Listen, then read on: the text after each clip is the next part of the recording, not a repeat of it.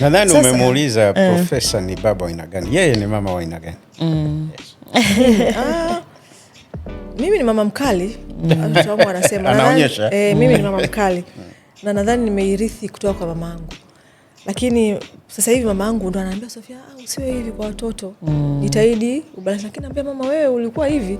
Nasema no, zana zimebadilika. Kwa sasa hivi tunajitahidi sana kuongea na watoto ili tuweze kuelewana. Zamani mzazi wangu alikuwa asingependa kunielewa. Kwa nini anielewe mimi? Mimi ndio inabidi nimuelewe mzazi. Dictator. Yes. Sasa hivi lazima muelewane ili watoto yaende. Yes. Kwa hiyo mimi nadhani ni mama mkali, lakini najitahidi sana kubalance kuendana na dunia ambavyo inaenda. Sawa, sasa Sophie, huu ushauri ambao profesa amekuwa akiutoa kuhusiana na afya na mambo mengine, maisha kwa ujumla, lifestyle, vinafanyika mpaka nyumbani ama ndo ile tuchukueni bwana ushauri wangu, maneno yangu, matendo yangu niachieni mwenyewe? Vile ambavyo anatushauri profesa na nyumbani ndivyo vinavyofanyika, kuanzia kwenye kula, yes, mtindo wa maisha na vitu kama hivyo. Kwa sababu kuna watu wengine wana comment wanasema profesa bwana anatushauri hivi lakini inawezekana nyumbani kwake anakula mguu wa mbuzi anamaliza. Sasa unajua mara nyingi ubaya wetu hatusikilizi vile ambavyo anatufundisha.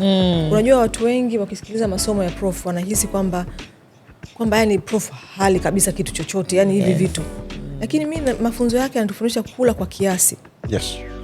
Kila kitu lakini kwa kiasi. Kwa hiyo ni kweli ana walk the talk, wazungu wanasema. Kwa ni kweli hata nyumbani anajitahidi, anakula kila kitu lakini kwa kiasi. Lakini pia na ile mida ambayo anatufundisha kwamba tule mapema kabla ya kulala. Vile vitu vyote anafuatilia kwa kweli. Na mimi personally imenijenga sana.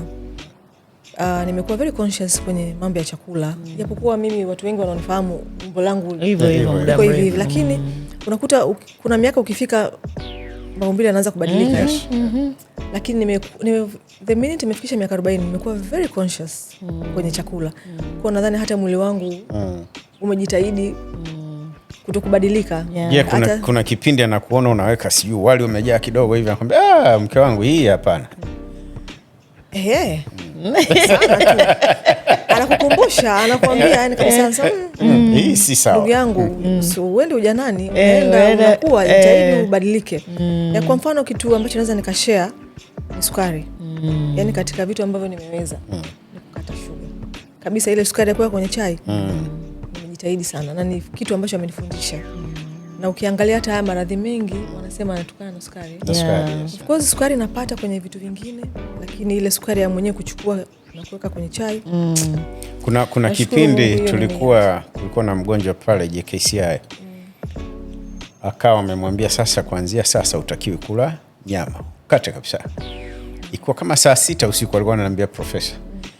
Akaondoka kuja nyumbani. Ghafla akapigiwa simu, kuna mgonjwa kazidiwa mwingine. Akarudi akasema ngoja muone yule. Akakuta ameagiza mishikaki 12. Anaambiwa asile nyama. Na alimwambia asile, akamwambia sasa hii hapana. Kwa hiyo yuko very strict. Na mtindo huu wa maisha mpaka kwa watoto au ni nyinyi tu kwa sababu tayari mmeshakuwa watu wazima? Kuna vitu ambavyo wameweza kujifunza. Yani kwenye kula zaidi wanajitahidi, wanakula kila kitu lakini pia kwa kiasi. Yani sio watoto ambao of course hatuwa limit kwa sababu bado ni watoto unajua, lakini kuna vitu ambavyo tayari wanavisikia baba yao wanavifanya. Sio kuvisema lakini pia wanaona wanavifanya. Kwa hiyo wamejitahidi sana. Japokuwa sio kwa sana lakini kuna tabia ambavyo wameanza kujifunza, unaona kabisa. Hobby kubwa ya profesa ni ipi? Yani mbali na kupenda kazi na nini ambacho anapenda zaidi kufanya, labda anapokuwa mapumziko na vitu kama hivyo? Anapenda sana TV. Yani nadhani angekuwa ni mtu ambaye ana presenter, angekuwa TV presenter. Anakuangalia, anapenda sana movies, anapenda sana kuangalia. Sana. Lakini sema ndio hivyo hana muda, lakini akipata muda ni mtu ambaye unamwona kabisa anaenjoy, lakini anapenda anapenda mpira. Mpira ni namba 1. Na hii busy schedule yake kitokea Simba na Yanga. Yeye kwa Tanzania na support timu gani? Simba. Safi. Na wewe? Mimi nafuata mkumbo. Na option inabidi ufuate sponsor ambapo wanaenda kama mimi sasa hivi niko Arsenal bwana, wakati mwanzo nilikuwa Chelsea. Na Arsenal wanaona tunavyofanya vizuri. Kuna rafiki yangu yeye mke wake anasema akisha kuja kwenye TV akakuta iliyoshinda ndio timu yake. Kwa hiyo yani sisi kwetu nyumbani ni Simba kindakindaki. Okay. Hivi inapotokea profesa amekasirika, nini ambacho anakifanya? Mfano mimi ukiniuliza hilo swali, kitokea mume wangu amekasirika, yeye anaondoka zake ama anakaa pembeni anafanya kazi. Yaani ile hasira anaimalizia kwenye kufanya kazi. Kwa profesa ikoje? Hata yeye ni mkimya sana kwa kweli. Yaani sio mtu ambaye atapiga kelele au hata I think emotional intelligence yake iko juu zaidi. Kwa hiyo hata akiwa na hasira anajitahidi kutokuongea kwa sababu unajua mimi mwenyewe naamini kwenye kukabiliana na hisia zangu. Kwa sababu unajua pale unapokuwa na hasira unaweza kusema vitu ambavyo sio sahihi. Kwa hiyo ni mtu wa hivyo. Hata akiwa na hasira anaweza kanyamaza tu. Kila mtu cool down and then na discuss mkiwa wote mko kwenye temperature ambayo iko sahihi. Okay. Maisha ni safari. Maisha yana changamoto. Ni changamoto zipi ulipitia maishani hadi ukafikiri sasa hapa kwa kweli nimekwisha, lakini ukasema hakuna linaloshindikana ukimweka Mwenyezi Mungu mbele, hakuna linaloshindikana ukiwa na determination na commitment, ukavuka salama? Ni changamoto zipi hizo na ni kipindi gani? Nimeshawahi kupitia hivi changamoto gani ambayo naweza nikaisema? Balozi, changamoto ni nyingi unajua. Kama ninavyosema mimi naamini kwenye changamoto. Yaani ili ukue, ili uwe bora, lazima upitie changamoto. Wanasema dhahabu haing'ai mpaka ipite kwenye moto mkali. Na ukitaka usiwe na changamoto basi wewe ufe. Yaani ukiwa binadamu hai lazima upitie changamoto, lakini ni jinsi gani unakabiliana nazo. Kwa hiyo changamoto moja hapo hivi ilikuwa ni ipi? Nakumbuka nilikuwa nafanya kazi kwenye one of the bank. Nilikuwa na bosi mmoja ambaye ni kisirani sana maskini. Lakini nimeshamsamehe. Unajua kwa nini nimemsamehe? Baada ya kuingia kwenye hii sekta ya afya, nimegundua alikuwa na changamoto. Sisi wanawake tunapitia changamoto. Bila nyinyi wengine kujua. Sisi wanawake tuna changamoto nyingi sana. Alikuwa mwanamke. Na baadaye nitakuuliza swali kwenye hilo. Na uhakika yule mama alikuwa yuko kwenye menopause. Unaelewa? Na mimi wakati huo nilikuwa ni kama binti yake, lakini yani alinipisha kwenye wakati mgumu mmoja hivi. Sitakaa nisahau. Sikuwahi kupenda kazi yangu kwa miaka 3. Na nimetoka shule kumbuka hapo Balozi. Lakini it was a hell. Nilikuwa nikiamka asubuhi nasema Mungu wangu, hivi naenda kukutana na yule mama tena. Lakini ile changamoto imenikomaza, imenifanya nijue jinsi ya kuishi na watu wa kila aina, to be honest. Kwa sababu nilikuwa naweza nikaingia bafuni nalia, watu wanikuta nalia.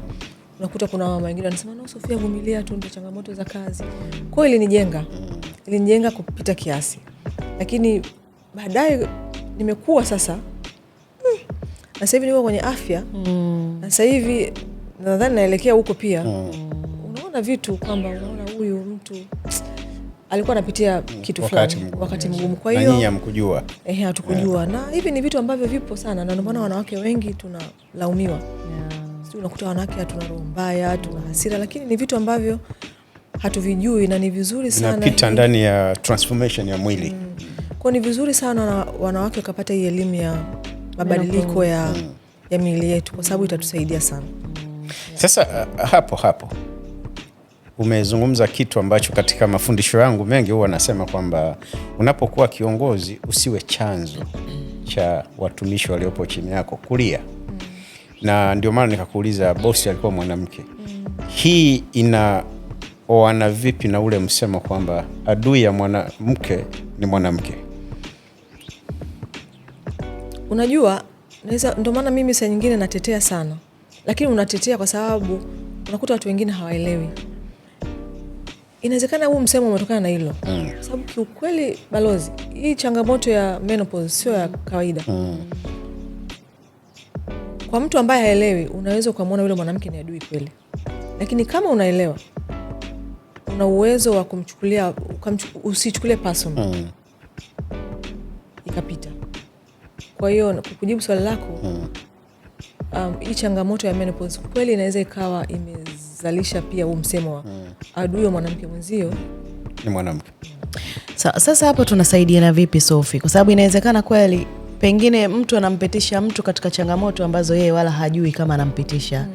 Yani hayuko conscious vyovyote vile. Na inawezekana pia kuna baadhi ambao tayari wameshafika hiyo menopause. Mtu hajui aishi kwa namna gani, afanyeje na vitu kama hivyo. Kidogo tupe darasa. Yani nitajuaje pengine niko katika kipindi sasa hicho cha menopause? Okay, kwanza cha kufanya kwa mfano kama mimi kabla sijafika kwenye ile hatua ya mwisho kabisa hiyo labda ya kukoma hedhi na vitu kama hivyo. Okay, kwanza umeuliza kwamba tufanye nini? Kwanza awareness ni kitu kimoja ambacho ni kizuri sana, ambacho katika vitu ambavyo vinisukuma sana mimi kuanzisha kampuni yangu nyingine ya Bloom Wellness. Ilikuwa ni kufanya kazi na corporates ili kuweza kutoa hizi elimu kwenye sehemu ya kazi. Kwa sababu katika vitu vingi ambavyo vinakwamisha wanawake pia kutoka point moja kwenda nyingine, menopause ni moja wapo. Okay. Kwa sababu unakuta wanawake wengi hawezi kuendelea kwa sababu tu ya hizi changamoto ya za menopause. Lakini unakuta makampuni mengi bado hayaoni umuhimu wa kuinvest kwenye hivi vitu. Wellness, awareness. Unakuta makampuni mengi yako tayari kuinvest kwenye insurance, kwenye tiba, lakini sio kwenye prevention. Yes. Kwa bado tunaendelea kupigia kelele. Lakini pia kwa mimi mwenyewe as individual, nilianza kuanzisha majukwaa ya wanawake inaitwa Women Health Talk. Mwaka jana tukufanya kwa sababu ya changamoto ambazo zilitokea ule mwezi wa 10. Lakini mara nyingi tunafanya kila mwezi wa 10. Na nakuwa naita tu wanawake kutoa hii elimu ya menopause. Ili watu wengi wakijua, unajua ukiita wanawake 300, 200, wakipata elimu nao wanaenda kusambaza. Lakini kwenye kujibu hilo la kwamba ni vitu gani, mara nyingi sipendi kuliongelea kwa sababu mimi sio mtaalamu. Naweza nikasema vitu ambavyo sio sahihi alafu nikakosea. Lakini kwenye hizi platform zangu mara nyingi naita wataalamu. Wao wenyewe wanakuja kuongea kwa undani. Lakini labda niseme kwa juu tu, ni vitu moods. Unajua mood inaweza ikamfanya mtu kwanza inakufanya usifanye kazi, usiwe na mahusiano mazuri na wenzako. Umeelewa Hicho tu kimoja nikisema. So imagine wewe umeingia ofisini, umeingia na mood mbaya. Unajua mood especially ukiwa kwenye top position. Ukiingia na mood mbaya ofisini, ina maana wenzako it's contagious. Wazungu wanasema. Kwa hiyo unakuta ofisi nzima au department yako yote inakuwa baridi. Inakuwa baridi.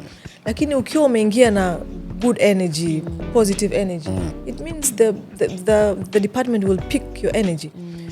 Kwa hiyo ni kitu ambacho kinabidi kipigiwe kelele sana. Sio na mimi peke yangu au tuachie serikali peke yao.